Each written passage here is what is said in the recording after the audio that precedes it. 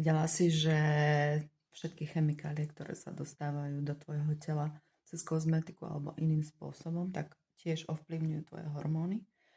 Takže je super prestať si farbiť vlasy, mať akoby umelé myhalnice alebo nechty, no a všetko, čo s tým ide dokopy. Takže tak. No a ešte jeden taký typ pre uvoľnenie je prestať nosiť podprdy.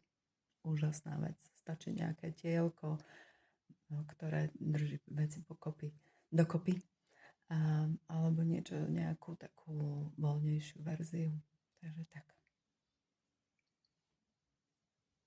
Nový program Vitálna aj po 50 od januára na platforme Skoll. Pridaj sa.